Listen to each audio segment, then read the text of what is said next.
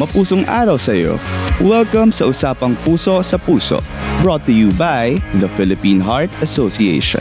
Samahan niyo kami para sa iba't ibang heart health advice, facts at mga kwento. Make sure to watch and listen because your heart matters. Isang mapusong araw mga ka-UPP. This is your Usapang Puso sa Puso host, Dr. Avenido June Aventura Jr. and welcome to our March episode. Isa na naman sa mga sobrang makabuluhang talakayan tungkol sa ating kalusugan. We have just concluded Heart Month at nasa third month na tayo of the year. That is why this March we are celebrating Women's Month with the international community.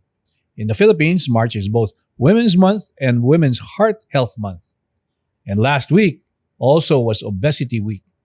And why do I need to mention it? Because obesity can also lead to heart disease and other metabolic disorders. We'll get there later, but due to public clamor, we are mainly tackling heart failure and heart transplant. Hihimayin natin ang heart failure, isang klase ng heart disease which results from cardiovascular disease complications. Para po maintindihan ng mga aming mga pasyente at mga tao who are not from the medical community, we stress that the heart is like a house or a vehicle na merong electrical and plumbing system, doors and windows, etc. And para mas maintindihan ng patient, we describe it as parang palyadong puso and yes, parang kotseng palyado. Heart failure has been afflicting millions of people around the globe.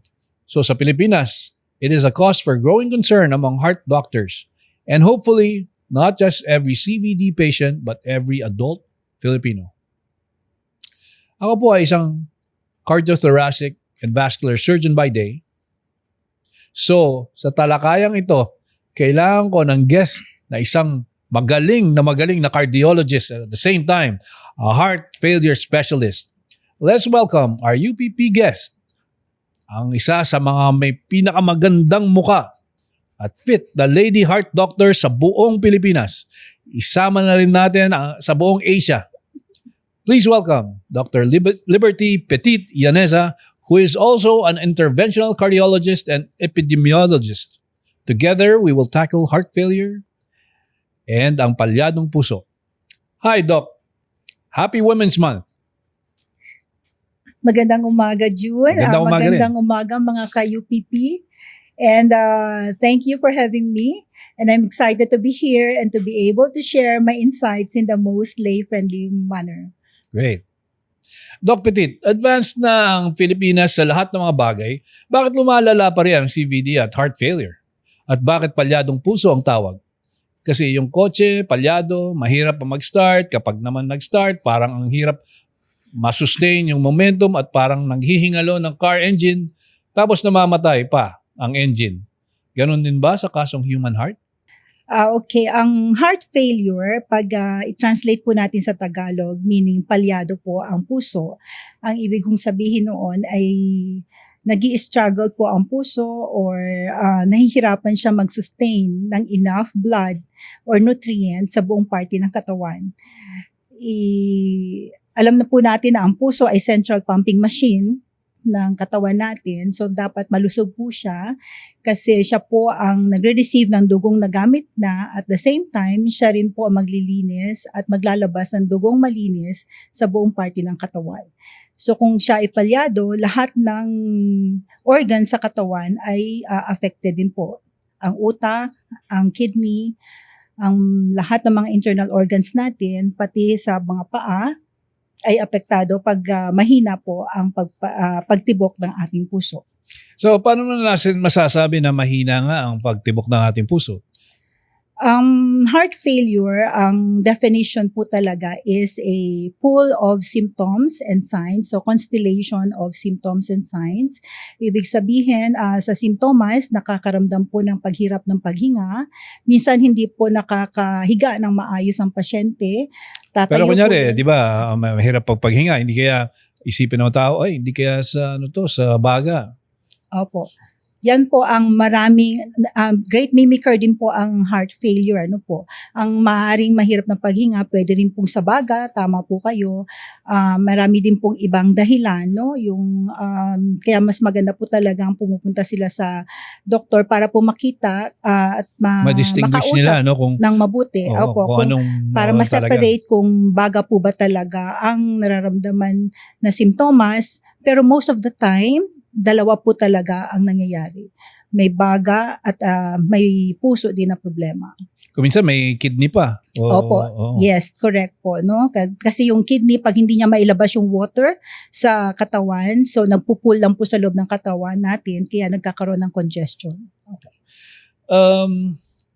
So can you be more specific about the real picture by giving us data, Doc? Ilan ba yung ang heart failure sa Pilipinas? Kailangan ba natin ayusin to? Kasi initially, di ba, pagka yung mga pasyente natin na nakikita, pangit na. Pero heart failure na ba sila? Ano ang data natin ngayon? Okay. Globally, marami po talagang pasyente na may heart failure. Around ang current statistics po is 64 million, no? Here in the Philippines, 64 million around the world. Yes, Nice. globally po. Here in the Philippines pala po, no, meron na tayong data na ginawa nila Dr. Tumanan, also a cardiologist, saka yung kanyang grupo. They did an epidemiologic study on the burden of heart failure na na-hospitalized for that disease. And it turned out that heart failure prevalent rate was 16 out of 1,000 malaki rin, people is admitted due to heart failure. So it's kind of high also, and it's number one cause of hospitalization na rin, yung heart failure. Pabalik-balik Yes, sila. opo. Tapos yung quality of life, medyo nagiging poor na rin. Tapos yung nga, sinabi niyo po, recurrent hospitalization, kaya yung cost of the sickness itself medyo quite high, no? So yung economic burden is also one of the key factors that we need to consider for those patients with heart failure. So the number and statistics are pretty much alarming, and a lot of this fact is that a lot of Filipino patients who have heart failure are clueless about their condition. Either they ignore their symptoms or ano ba yung mga symptoms natin for heart failure? Opo, yung sa symptoms po, common po dyan, yung nahihirapan po silang huminga. Dati nakakalakad po sila ng 100 meters, but now they would complain na hindi na sila makalakad ng isang kanto, Minsan May they could... test ba tayo dyan? Kunyari, walk test or Opo. Usually, pag meron pa po tayong tinatawag na 6-minute walk test, no? So, we just allow the patient to walk for 6 minutes, and then we would determine ilang meters po ang nakakaya nila. Pag medyo 300 meters lang in 6 minutes, medyo pangit po yun na baka medyo compromise po yung heart niya, kaya hindi siya makalakad ng maayos in 6 minutes. Pareho ba yan sa stress test? Hindi po. Ang stress test naman po, pinapatakbo po natin yung patient, tinitingnan natin yung functional capacity niya at kung ilan ang pero pwede din po natin ma-determine kung ilan ang kakayanan niya makatapos ng test at kailan po lalabas ang simptomas, kung magkakaroon po siya ng chest pain o bababa po yung blood pressure during the stress test. So yung mga simptomas po, i-emphasize ko lang po, June, yung hindi sila makahiga ng flat. Minsan gigising ho sila sa gabi kasi po through gravity napupul na po yung water sa lungs nila, kaya hindi na sila makahinga ng maayos. At nakikita natin na mamanas po yung mga paa nila at typical po yan na talagang nahihina na po sila, hindi na po sila makakain din po. So, yan po ang mga simptomas. Sa signs naman, makikita nga natin sa pag madalas po nag-swell po yung lower extremities nila o kaya matataas po yung or mabintog yung mga ugat nila dito sa may leeg. Ngayon, so i-mention nyo nga na may mga simptomas na ganyan, no? Pero is there any mga stage ng heart failure? Apo.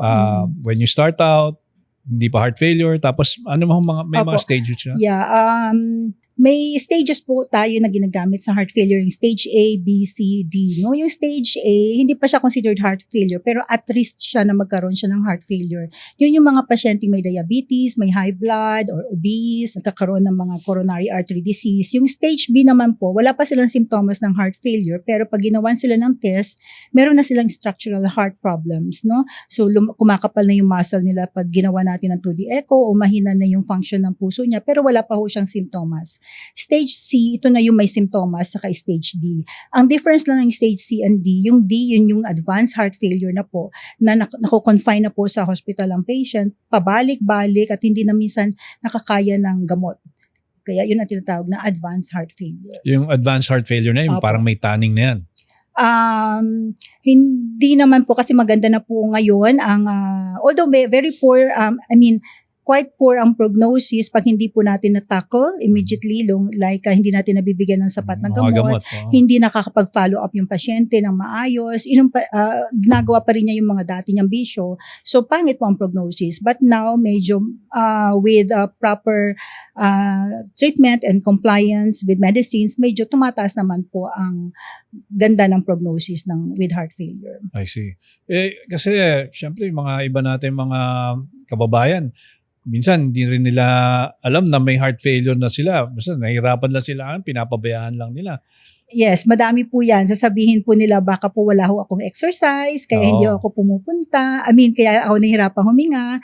O di kaya baka sa heartburn. Minsan ina-attribute nila sa heartburn, kaya ganoon. O kaya dahil lumalaki sila, kaya siguro sila nahihirapan huminga. Marami pong ganyan na parang denial pa po. Hindi pa sila pumupunta. Kaya magandang patingin na kagad para habang maaga pa, nasa stage, mababa pang stage. Yes. Tama? Let me reiterate, guys, that the human heart is amazing, but it should not be pushed to its limits. Kaya kailangan bantayan natin at alagaan para hindi anayin, so to speak. Ulitin ko po ang sinabi ni Doc na ang puso ay parang isang bahay. Mayroong plumbing department, mayroong ring doors and windows, mga bulbs yan. And then kapag sobrang barado na ang pipes, kailangan i-bypass na gagawa ng cardiovascular surgeon katulad ko. At higit sa lahat, merong pumping station. So, ano masasabi niyo doon, Doc Petit? Actually, yan ang lagi ko sinasabi sa mga patients, no, na kung nalulungkot kayo at wala kayong pera, tingnan nyo lang yung puso ninyo kasi napaka top of the line heart yung puso natin, no. Kasi mayroon siyang electrical system na sarili at may mechanical system talaga. So, pero kung may mga doors sa loob, yung mga valves, no, tsaka may mga muscles, heart is a muscle talaga, no? So, anything na magkaroon ng problems to any of those structures, magkakaroon talaga ng heart failure. So, anyway, ang heart failure naman, parang, lang siya, naapektuhan lang siya dahil sa mga ginagawa din natin, ano? Yung tayo ay naging hypertensive, tayo ay diabetic, o kaya ay naging lumaki ho tayo. So, lumalaki po yung mga weight, yung mga waste natin. Po. Yes, kaya po tayo nagkakaroon ng heart failure. Yung heart failure na yan, magandang makita sa umpisa pa lang para ma-prevent. So, yan ang natin. Yan ang dapat advocacy po talaga. No? At risk, yung mga at risk pa lang sa heart failure. Anyway, yung sa mga kababayan nating at risk dyan? Yung mga hypertensive patients, kasi wag po nating pag walang bahala na kung hypertensive tayo, hindi tayo iinom ng gamot. Dapat po talaga, aside from medicines, like kung ina-emphasize na ang other treatment is dapat yung patient. So they should do exercise, more exercise activity. They should lower the salt intake, less salt intake. Kasi syempre ang pagkain natin dito, masarap yung maalat, di ba? Syempre hindi maraming akala hindi yan nakaka-cause ng hypertension. Pero ang hypertension, traitor. Yan ang mga cause ng heart failure. So ang suggestion natin, ang ating sa ating mga kababayan is that decrease natin yung ating salt intake. Yes. Kung halimbawa talagang kitang-kita na medyo may heart failure na po talaga kayo, we recommend na 1,500 milligram ang salt intake. So kung i-convert natin yan Per day. sa teaspoon, around half teaspoon lang po. So Per kasama na po din yan yung nilalagay sa ulam, pag nagluluto, estimated po dapat. So magsanay talaga na medyo matabang ang pagkain. Sa tandaan nyo yan, pag mataas ang salt sa katawan, nakaka-cause ng hypertension and possible heart failure. Yung sugar, yung sugar intake natin. Kung diabetic po tayo, okay. So kung diabetic po tayo, lalo pag uncontrolled siya, so eventually may tinatawag po kasi tayong diabetic cardiomyopathy din, no? Kasi ang sugar itself is like a lason pag sobra naman sa muscle ng puso. So kailangan i-minimize din natin ang carbs, carbohydrates, and sugar. Kung sugar per se naman, hindi naman siya ganoon kasama. Wag lang masyadong marami. Kasi calories din po ang sobrang sugar. So in a day kasi we only have like an allowable calorie intake para hindi tayo lumaki, no? So halimbawa sa babae, around 1,600 is okay already. Pero sa lalaki, around 2,000 calories. So per food kasi na kinakain natin, may katumbas na kalorya po yan. Like for example, 1 cup of rice is around 180 to 200 calorie. So, kung ma-estimate nyo na po doon, kung ilan ang calories na kinakain nyo per day. So, akala kasi ng iba, like yung skyflakes, kumakain sila ng yung 3 na skyflakes sa isang pack, akala nila nakakapag-lose sila ng weight. Yung Pero hindi hindi nila alam, it is equivalent to around 2/3 cup of rice already. No? So, yun, sugar, salt, yung fats. Yung fats, opo, yung mga less po yung pork, beefs. Lagi ko sinasabi, pork, beef, sunny side. Parang ano na yan. Pork, beef, sunny side up, butter, margarine, mayonnaise. Kasi yung, lalo mga croissant, donuts, syempre masasarap po talaga sila, no? Kasi mga trans fat talagang masarap po sila sa taste bud. Pero syempre, hinay-hinay din. Kasi pag tumaas po yung cholesterol natin, alam naman natin na didikit po yan sa lining ng ugat, no? So maganda yung gasolina linalagay na magandang klase. Hindi yung masyadong maraming yung mga mataas polyunsaturated or like yung mga canola oil, olive oil, yung hindi yung mga fat oil. So parang in moderation okay, pero kung masyado marami ang salt, sugar, tsaka fat, may mga pangunahing uri ba ng heart failure? Anong klase mga heart failure mayroon tayo? So aside from sinabi ko po kanina, yung staging, kasi marami pong classification ng heart failure. May staging na ginagawa. Meron namang classification based naman sa ejection fraction na nakukuha sa pag nagawa tayo ng 2D echo. So measurement po yun na dinidetermine ng echo. So, yun ang tinatawag nating ejection fraction. Yun yung percentage ng blood na napapump out ng heart. Anong normal na ejection fraction? Ito yung na-eject ng heart na blood, no? Yes, opo. Yeah. So, normal is more than 55% usually. Okay? So, ang staging sa classification naman based on ejection fraction, actually 3 na po tayo. Ano po, no? Yung heart failure reduced ejection fraction, pag ang kanyang EF is less than 40%. Heart failure preserve, yun yung maganda yung kanyang power, more than 50%, pero considered pa rin siya na may heart failure. At tapos yung sa gitna, yung heart failure, mildly reduced ejection fraction, nasa 41 to 49% ang EF niya. Tandaan natin, hindi lang edad natin ang tumatanda. Pati puso natin, tumatanda rin kasama ng elasticity nito. Para hindi ma-overwork ang heart, we should maintain a normal blood pressure, waist measurement, and body mass index and sugar level. To BP should be around 130/80. Waist circumference should be about 33 inches less for women and below 37 inches in men. A waist measurement of more than 34.5 inches in women and more than 37 inches in men is considered a substantially increased health risk. A normal body mass index or BMI for adults is considered to be between 18.5 and 24.9.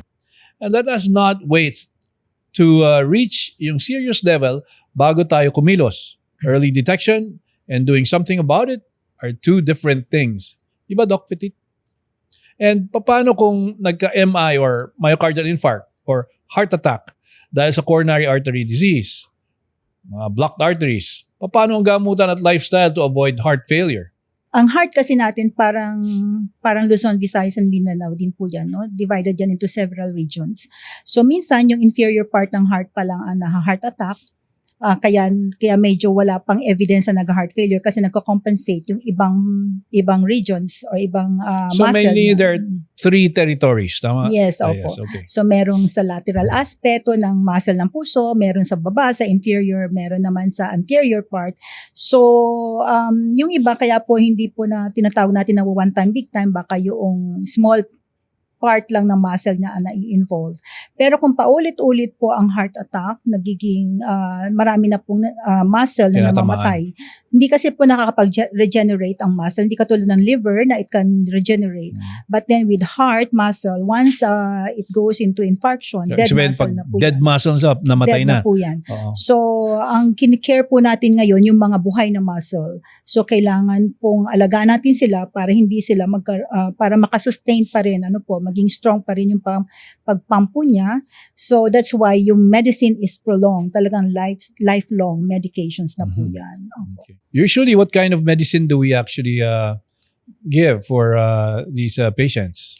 Yung marami po yan, isa to control blood pressure, no? Yung kung hindi naman po siya hypertensive, pinapaluwagan po natin yung ugat sa labas ng puso para mabilis ang pag-pump out ng dugo from the heart. Yung iba naman, medicine is pinapaluwagan natin yung ugat bago pumasok yung dugo sa puso para mabagal ang pagpasok ng dugo sa heart, hindi siya nabibigla.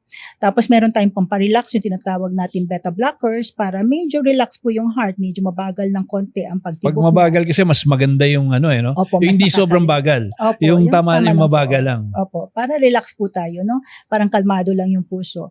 And binibigyan po natin ng mga antiplatelets, no? Kasi para alam naman natin yung platelets ang una pong dumidikit sa lining ng ugat para hindi po siya Hindi dumikit magbara at pa. magbara. Opo, ganun po. Mga statin, mga ganyan. Opo, sorry po. Thank you for mentioning that. Yan na pala ang pinaka-importante, yung anti-cholesterol. Kasi ang cholesterol, dumidikit po yan sa lining ng ugat. So, kailangan po napakababa ng cholesterol level. Hindi po tayo nag-aim ng normal values but as low as possible. Thank you. So, would you know which is the lesser evil between HFEREF and HFPEF? Okay. So, these are the heart failure reduced, ejection Yeah. fraction, and heart failure preserved, no? Yung reduced, kung mababa po yung EF, yung preserved, medyo mataas ang EF. In terms of mortality, mas worse naman talaga ang heart Mas failure reduced, ejection yes. fraction. Pero in time, long term, para humahabol na rin ang preserved, nagiging pangit na rin ang mortality niya. Sa symptoms naman, almost the same, although mas marami talaga nagmamanifest ng symptoms with heart failure reduced ejection fraction. So, Ano po ang mechanism natin doon sa mga... sa heart failure reduce, ang most common cause, although kahit anong condition pwede pong preserve or pwedeng reduce, pero most common cause sa heart failure reduce is pagbara sa ugat sa puso o kaya na heart attack yung pasyente. Kaya in time, nagiging manipis po yung muscle ng puso kasi may dapat, May barado na. opo, tama Matagal. lang dapat ang kapal at tama lang dapat ang nipis ng muscle ng puso. Pag sobrang manipis po yan, wala na po siyang strong pumping action na mag-pump out ng blood So, palabas. nagre-reduce na yung... Opo, yung power. ah, Kaya reduce na rin ang percentage ng blood na lumalabas po. With preserve naman, yun kasi ang heart natin is pareho siyang nagfi-fill up, parang balde, magfi-fill up siya ng blood and then pag puno na ilalabas po niya. Pero kung stiff yung heart o kaya makapal yung muscle sa loob ng puso, wala na masyadong space na makapag-fill up or masyadong stiff yung matigas na. parang Walang pliability. tense po, no? Oo. So, hindi Malaki maka-fill na, up kunyari, ng maaya. very Opo. hypertrophic. Yes, opo. Kung makapal masyadong muscle, so konti lang po yung tuguho doon, konti rin po ang lalabas. So, I couldn't agree with you more. Can you give me tips on how to avoid and manage heart failure? Meron bang special diet, physical activity na may limitations ba, etc.? Okay, so umpisa po tayo dun pa lang sa stage A, no? Dapat wala po tayong mga risk for heart failure.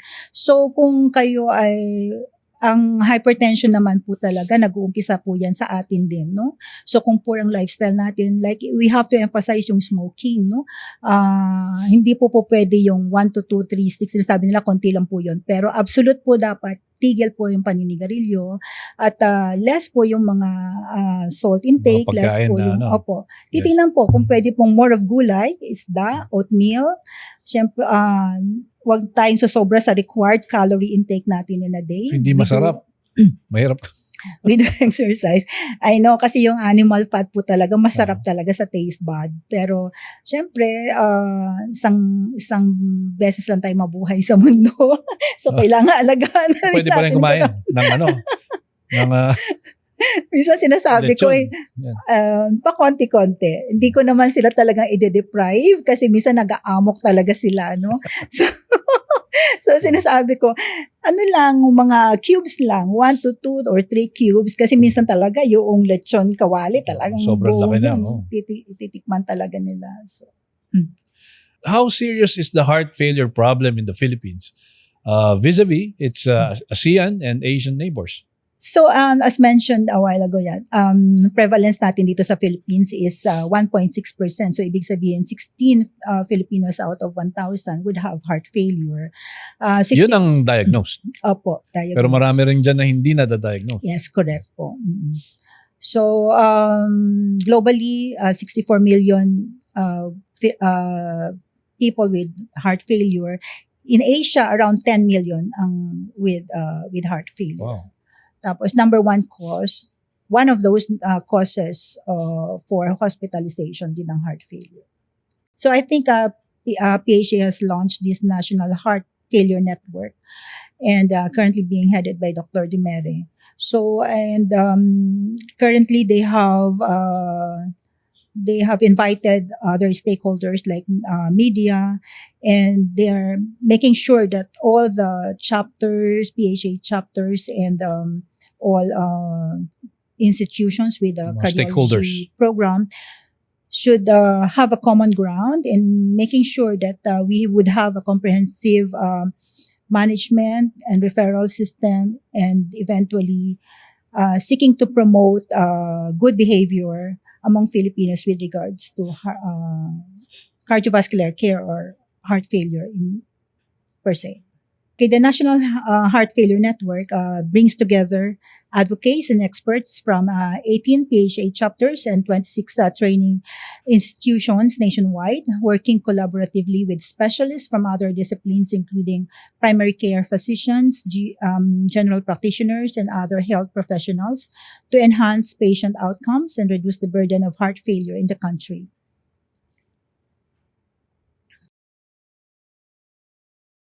Ng individuals after 65, tama ba? Correct. Mhm. Despite these challenges, adopting strategies that emphasize early detection, patient education, and continuous care can lead to better outcomes.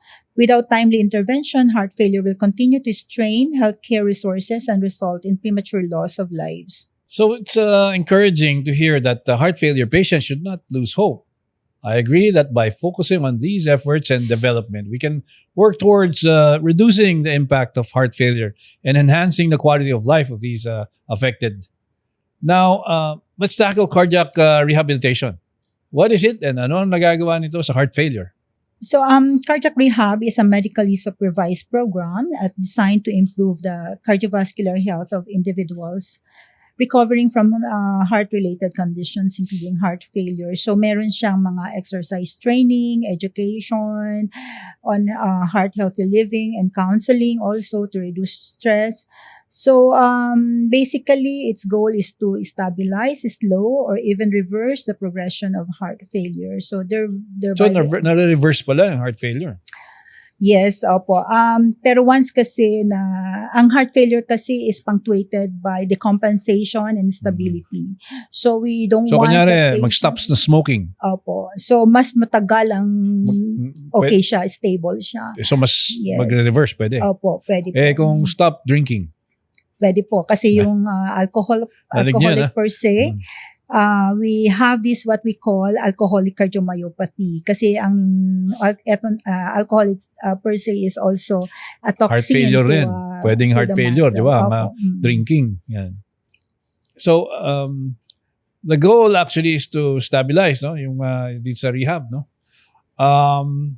So, yung how about yung mga rehab? Is it in all hospitals, in major hospitals lang, or is it outpatient? How do they do this, the rehab? I think most tertiary hospitals have this cardiac rehab program, although iba-iba lang po yung protocol nila. In Heart Center, of which you are our director, we have this HOPE program specifically dedicated to heart failure patients. So ang difference lang po nitong HOPE program sa cardiac rehab is mas longer ang sessions, around 16 sessions as compared to usual na cardiac rehab. Yung usual yung patients na nag-under after bypass or after any cardiac open surgery, pero with heart failure mas longer and parang mas frequent lang. Okay. So, is there a connection between obesity and heart failure? Definitely po, no? Kasi when you are obese, ang dami pong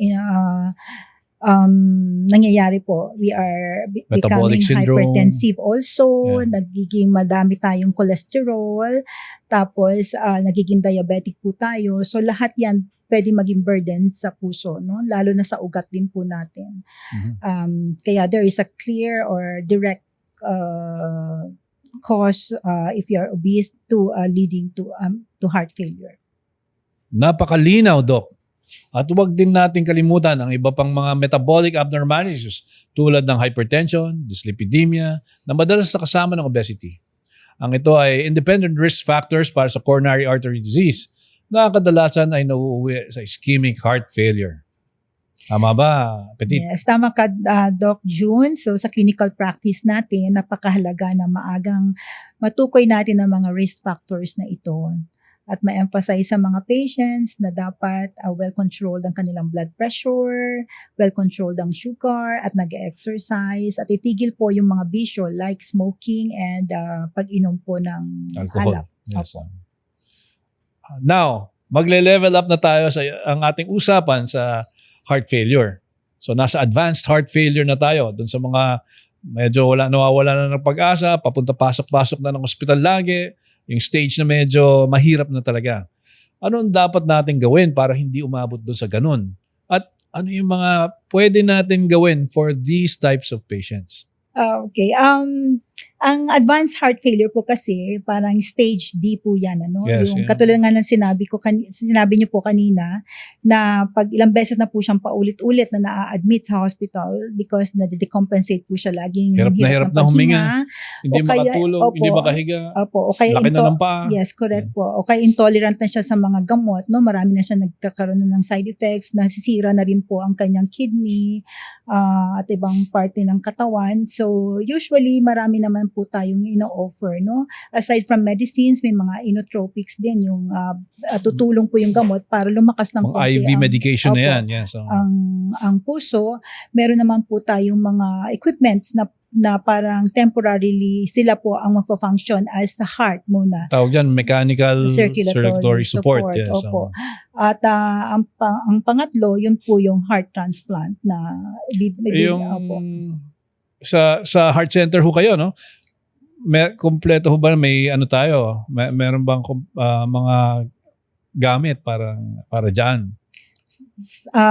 With regards to mechanical circulatory support, I believe we have like IABP, ECMO, but then I think our director is also trying now to secure mga left ventricular assist devices. Ito po yung mga makina na nagpa-function as left ventricle or puso para sa pasyente with heart failure. And with regards to heart transplant, we have been planning this, previous directors and current directors also, na to set up or recommends the heart transplant program. Although we have had heart transplant procedures in the past, mga 1990s, but it stayed low because of so many mga challenges. But now the Heart Center is really trying to recommence the heart transplant program. So, right now, ano ba ang mga hospital na merong transplant program sa heart? Ang sa ngayon po, wala pa po, except for Heart Center. Ang Heart Center, even before pandemic, has been doing its planning stage on heart failure, and now with our current medical director and being one of his legacies, the transplant team has been in full force already, and the group has been training not only here but also in other Abroad. in Taiwan. With our team has gone there to have some training on heart transplant. So I believe we are quite ready, and we are just preparing the list of patients that would be okay for heart transplant. So, a lot of people also are asking, is the heart transplant in the Philippines, could it be sustainable? Okay. So, heart transplant, for it to be sustainable, should have the involvement of all stakeholders, no? Not only the institution itself, but also the government. So it should have the full support of DOH, the Department of Health, also of the local government units, because it is not cheap, no, it is expensive, because the patient has to have a lifetime immunosuppressant medicines to ensure that he wouldn't or she wouldn't reject the heart that was placed on him or her. Would you know how in our neighboring ASEAN countries, how are they with their transplant, cardiac transplants now? Okay, so Philippines has to have a lot of catching to do, no? Kasi almost all our neighboring Asian countries have started their heart transplant program. In fact, like Korean and Taiwan, they are now in the forefront with regards to heart transplant procedures. Around 2,000 transplant cases have been done already. So Malaysia also have started their transplant program. So, Thailand. Yeah, Thailand. So medyo kailangan natin mag-catch up. Yes. Now, being a third world country, how do you suppose we will be able to sustain this? Yeah, okay. So, as I've mentioned before, we need really the support of Government support. Yes, of other stakeholders and private, and also our government, like the PhilHealth program, the DOH, so to help sustain the cost associated with the heart transplant. Yes, and we also have the kidney transplant in the kidney transplant center. We do hundreds of kidney transplants per year. And this is not far away from the cost of having cardiac transplants. So basically, we could pattern it also with how we are doing it with the kidney, and that would be a good sort of like comparison, because if the government was able to give and support our kidney institute, they could also support our heart institute. Tama po. Correct. What are the devices, mechanical, that we actually can use for these heart failure patients? Initially, I mean, like the simple ones first, going more and more to the complicated ones. In our center, we have, of course, the intra-aortic balloon pump, so that we can also use that for So, patients with intra-aortic heart balloon pump is a pump that yeah, it's a pump that wherein you put a catheter just outside of the heart. So through the groin. No? Yeah. So we inserted it at the groin area, at the femoral artery, and then you put in a catheter, and then the action of which is just to lower down the afterload, meaning that yung resistance outside of the heart would be lowered down para mas easier yung pag-pump out ng blood. So there's like a balloon inside that goes that inflates every time Yes. That in diastole. Yeah, that inflates during time of relaxation para more blood would be going to the heart muscle. Yeah. To the coronaries. Yeah, right? yeah, to the coronaries, I mean. Okay. Okay. So parang tutulungan mo siya na magkaroon ng more blood to the coronary arteries. So it's like So that's the intra-aortic balloon. so it's like helping the heart pump, and as Yes. well as helping the blood to go through Right. to The the coronaries. coronaries. So so it acts in two ways. So it decreases the afterload, yung It's easier, resistance, yeah. and at the parang same time, the second one is to increase also yung diastolic or yung filling. perfusion pressure to the coronary Right. arteries. How about to say for arrhythmia? Because heart failure patients are prone to have to go into say fibrillation. What Yes. can we give for that? Yes.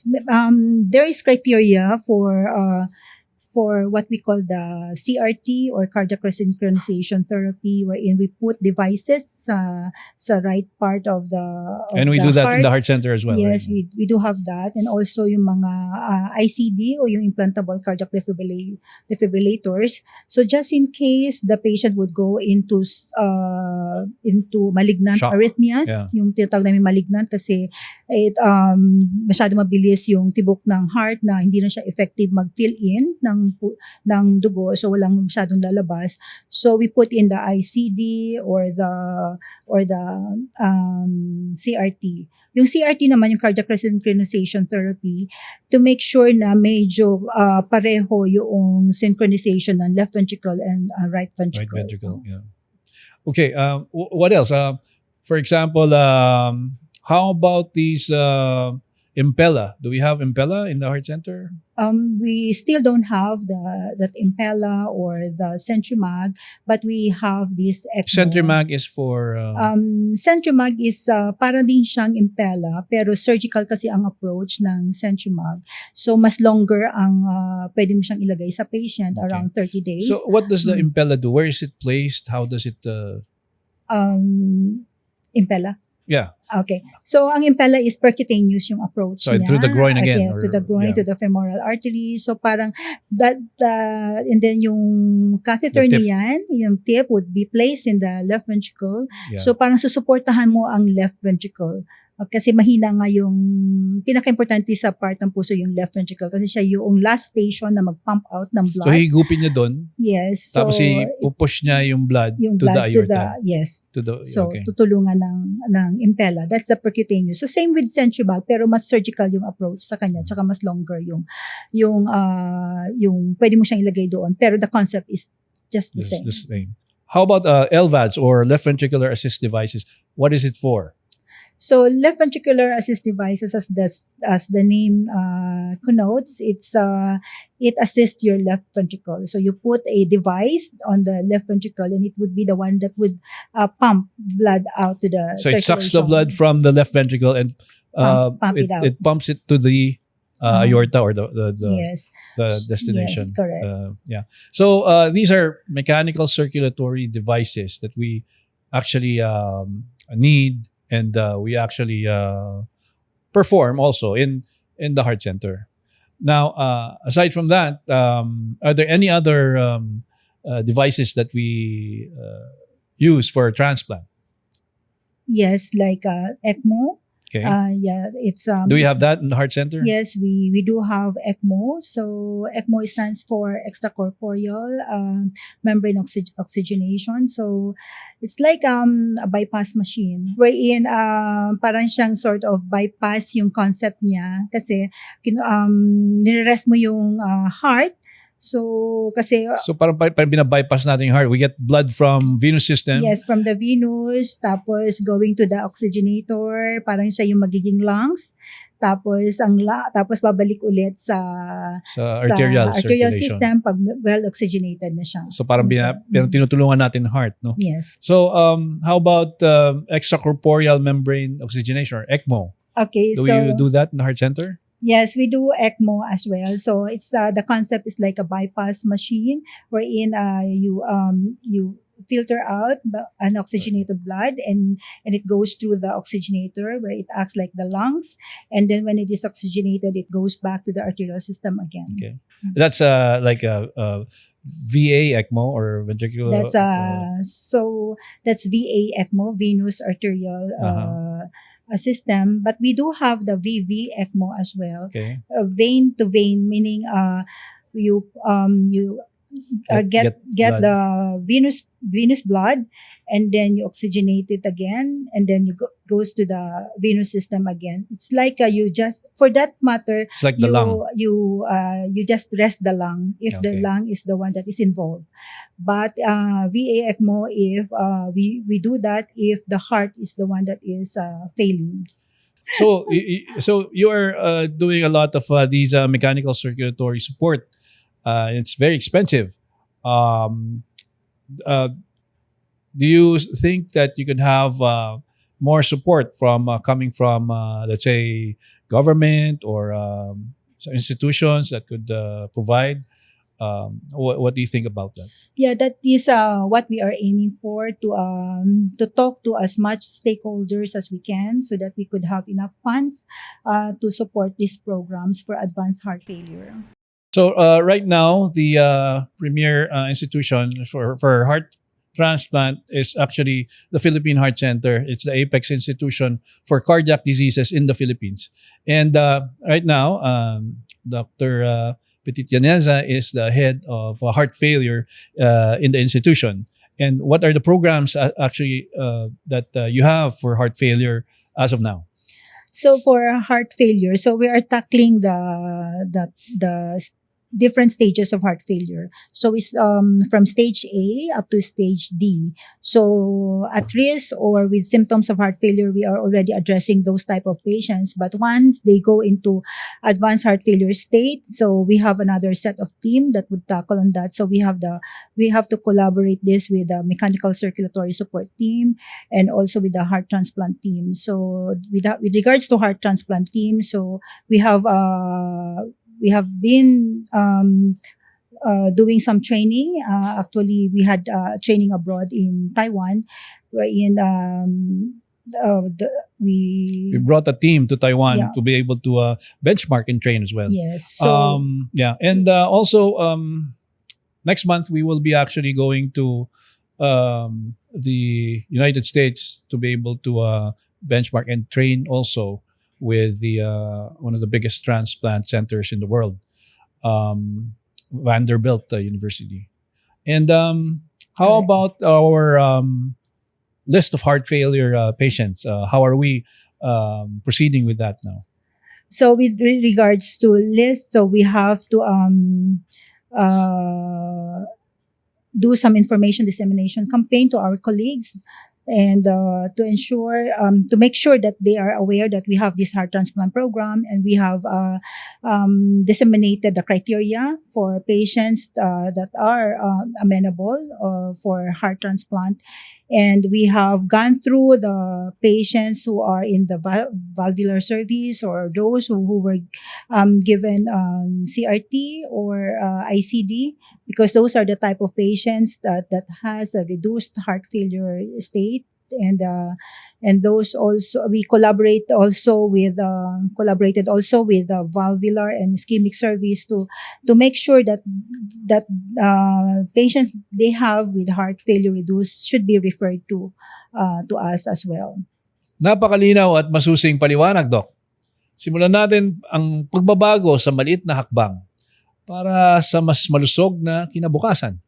But we are not yet done, as we are joined by our dedicated media partners who help us amplify and disseminate our advocacies. So, question from the media.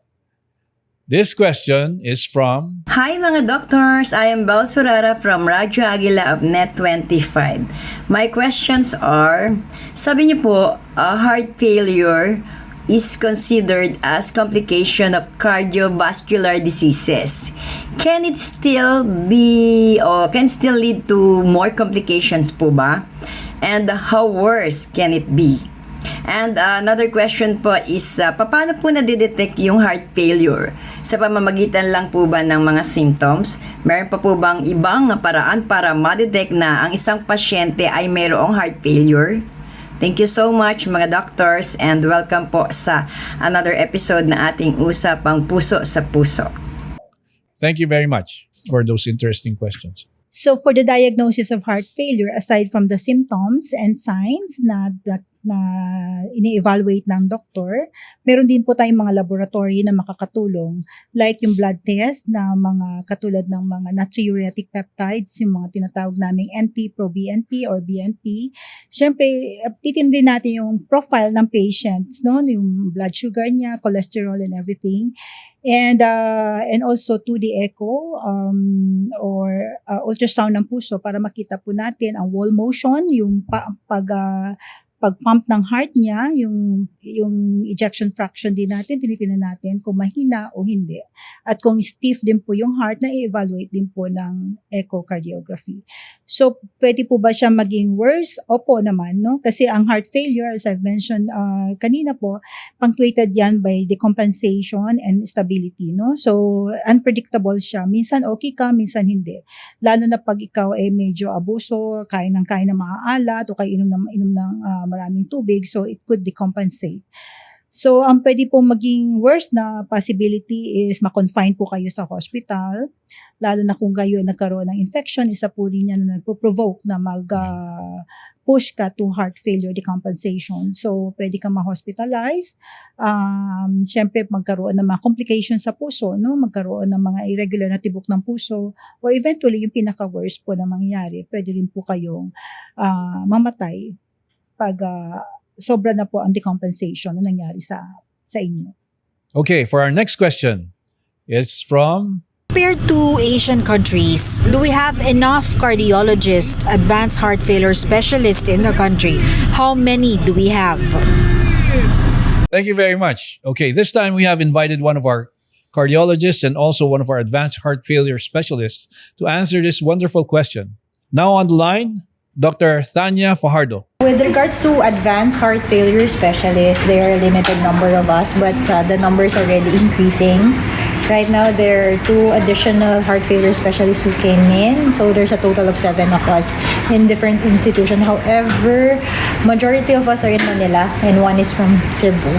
And hopefully, over the coming years, there will be more heart failure specialists. But what the good thing is that cardiologists are also equipped in managing heart failure patients.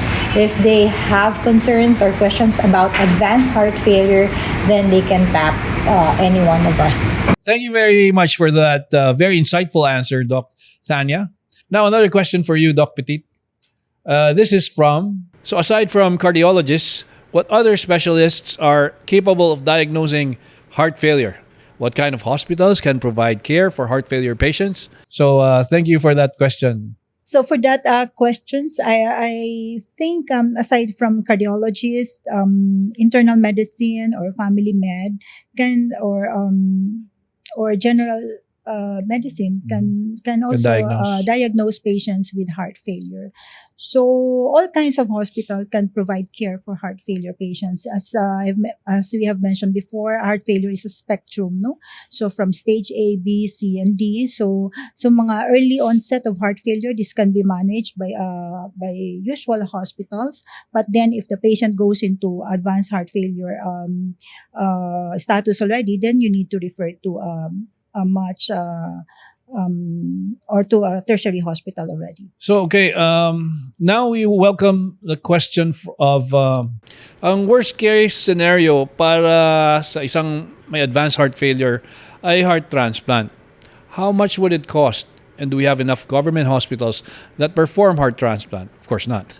How many percent of total bill is covered by PhilHealth? Thank you very much. And again, this will be answered by our heart failure specialist, Dr. Tanya Fajardo. That one is not yet being discussed on the national level of healthcare policies. Okay, even the costing, even for advanced heart failure with regards to mechanical circulatory supports or the LVAD, at this point, the cost is dependent on what institution the implantation will be done. and everything is out of pocket at this point. No policies yet. Okay. Our next question is from Good morning, doctors. I'm Lonnie Garcia, and I write for Inquirer.net and ABS-CBN. Here are my questions. Kumusta po ang PHA-initiated Heart Failure Network? Ano po ang top priorities nito?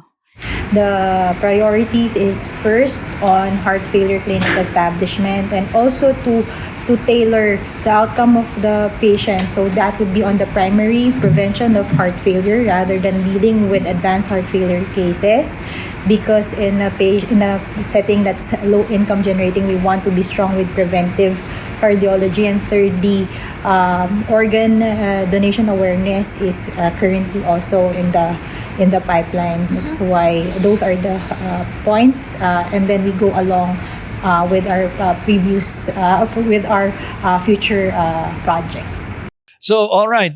Once again, we acknowledge every insight and thank you very much for sharing your expertise with passion. Salamat, Doc Petit and Doc Tanya Fajardo. Before we conclude this episode, we are announcing the winners of the PHA TikTok Challenge. This is in line with the celebration of the Heart Month, and the participants from different PHA chapters across the Philippines showed us that when it comes to heart health, creativity and commitment go hand in hand. For this contest, winners will receive cash prizes. The first prize will be 20,000 pesos. Second prize is 15,000 pesos. And third prize, 10,000 pesos. Of course, we have consolation prize of 5,000 pesos. Our Audience Choice Awards. The first Audience Choice, 15,000. Second Audience Choice, 10,000. And third Audience Choice, 5,000. All right. Before we announce the winners, I want to say a big thank you to everyone who participated. Your creativity and passion for a healthy lifestyle truly inspires us. Now, without further ado, for our first prize winner, the award goes to Baguio Benguet Chapter. Now, for the second prize, the winner is Cebu Chapter. Congratulations. And for our third prize, the award goes to Zamboanga Peninsula Chapter.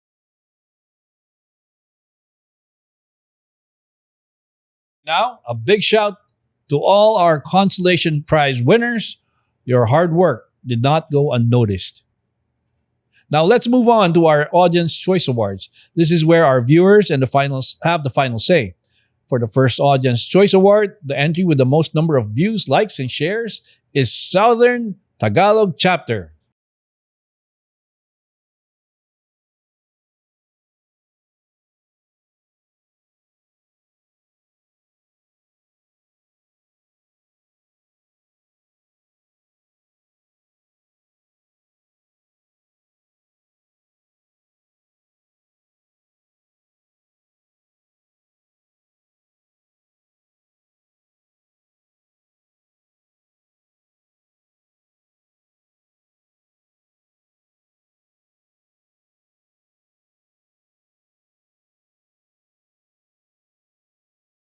For the second Audience Choice Award, please congratulate Baguio Benguet Chapter.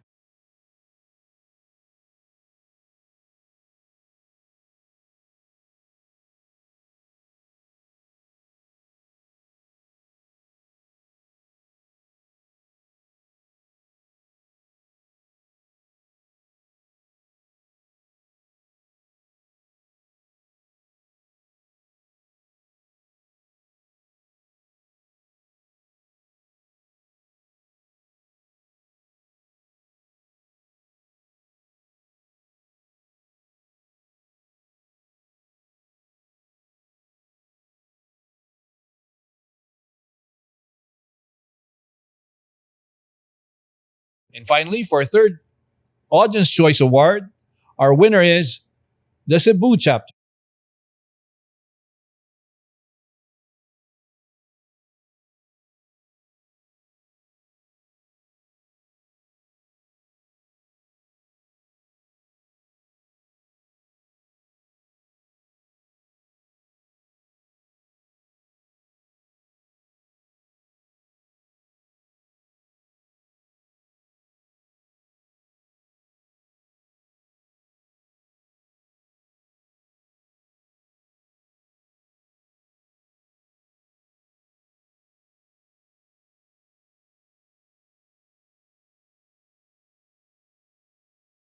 As we conclude today's session on heart failure, I want to extend my heartfelt gratitude to our esteemed guest, Dr. Liberty Petit Yaneza, your priceless talent and time. You deepened our UPP followers, our netizens, media's, and public's understanding of this condition and highlighted the importance of proactive management. To our audience, remember that heart failure may be a serious condition, but it is not a life sentence. So with the right knowledge and support, it can be effectively managed. I encourage you to utilize the resources available through reputable organizations knowing about the National Heart Failure Network. The PHA offers a wealth of information on heart health, including educational materials and updates on upcoming events.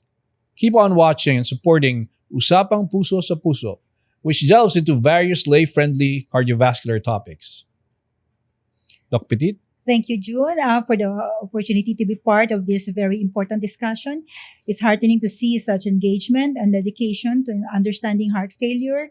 Again, early detection, lifestyle modification, maintenance, medication, continuous checkup, a positive attitude, and a strong family support are crucial in coping with heart failure.